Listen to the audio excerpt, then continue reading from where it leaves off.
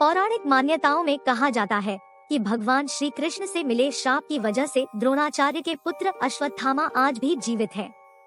मध्य प्रदेश में मौजूद एक मंदिर हजारों सालों बाद आज भी इस बात को सही साबित करता है। जी हाँ, मध्य प्रदेश के बुरहानपुर जिले में स्थित असीरगढ़ किले में मौजूद भगवान शिव के एक मंदिर के बारे में कहा जाता है कि यहाँ भोर के समय में हर रोज अश्वत्थामा भगवान शिव की पूजा करने आते हैं।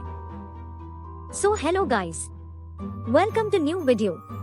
इस दावे को सच साबित करते हुए यहाँ कई सबूत भी मिलते हैं। असीरगढ़ किले में भगवान शिव को समर्पित एक प्राचीन मंदिर है। दावा किया जाता है कि इस मंदिर का इतिहास महाभारत काल से जुड़ा हुआ है। मंदिर में एक रहस्यमय सुरंग का गुप्त मार्ग मौजूद होने की वजह से इसे गुप्तेश्वर महादेव का मंदिर कहा जाता है। मंदिर के पास से होकर ही ताप्ती नदी बहती है। स्थानीय लोगों का कहना है कि हर रोज सुबह में ब्रह्मा मुहूर्त के समय अश्वत्थामा यहाँ पहले ताप्ती नदी में स्नान करते हैं और फिर महादेव की पूजा कर गुप्त मार्ग से वापस लौट जाते हैं। इतिहासकारों के मुताबिक इस बात का उल्लेख तापी महापुराण में भी मिलता है। महाभारत कालीन इस मंदिर में वर्तमान समय में पुजारी का काम महेश्वर दामोदर पाटिल करते हैं।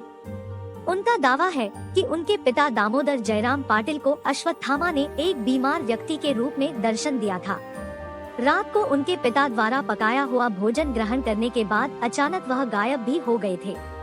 कहा जाता है कि मंदिर के बाहर स्थापित नंदी महाराज की मूर्ति पर तो धूल जमी रहती है, लेकिन मंदिर के अंदर स्थापित शिवलिंग को देखकर ऐसा लगता है मानो अभी अभी कोई यहाँ पूजा करके गया है।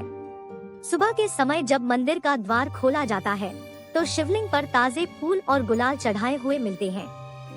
महेश्वर दामोदर पाटिल का दावा है कि अगर किसी भी दिन हमें पूजा करने में देर होती है तो मंदिर में पूजा की हुई नजर आती है। बताया जाता है कि शिवलिंग पर अधिकांश समय गुलाब के फूल ही मिलते हैं। कुछ सालों पहले एक आदिवासी युवक ने दावा किया था कि उसने यहाँ अश्वत्थामा को सफेद रंग के घोड़े से उतरते हुए देखा है।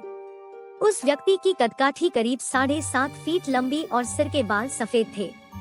इतनी देर से हम जिस अश्वत्थामा के बारे में बात कर रहे हैं वो वास्तव में कौन थे? दरअसल अश्वत्थामा महाभारत के पांडवों और कौरवों के गुरु द्रोणाचार्य के पुत्र थे। महाभारत के युद्ध में गुरु द्रोणाचार्य ने कौरवों का साथ दिया। भगवान श्री कृष्ण के आदेश से युधिष्ठिर ने कूटनीति का सहारा लिया।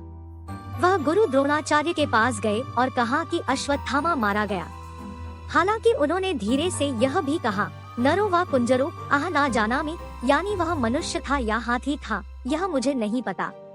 पुत्र शोक में गुरु द्रोण ने शस्त्र त्याग दिए और इसका लाभ उठाकर पांचाल नरेश द्रुपद के पुत्र धृष्टद्युम्न ने उनका वध कर दिया। पिता की हत्या से क्रोधित अश्वत्थामा ने पहले सभी पांडव पुत्रों की हत्या कर दी और उनके कुल का नाश करने के उद्देश्य से उसने अभिमन्यु की पत्नी उत्तरा के गर्भस्थ शिशु परीक्षित को मारने के लिए ब्रह्मास्त्र का प्रयोग किया। अपने योग साधना के बल से श्री कृष्ण ने उत्तरा के गर्भ को बचा लिया था। अश्वत्थामा के इस कृत्य से क्रोधित होकर भगवान श्री कृष्ण ने उसके माथे पर लगी मणि छीन कर उसे तेजहीन कर दिया और उसे अमर होने का श्राप दे दिया। गुप्तेश्वर महादेव के मंदिर के ठीक पीछे एक गुफा मौजूद है। इस गुफा का क्या रहस्य है यह आज तक कोई नहीं जान सका है। दावा किया जाता है कि इसी गुफा से होकर हर रोज अश्वत्थामा मंदिर में पूजा करने आते हैं और इसी गुफा से वह वापस लौट जाते हैं।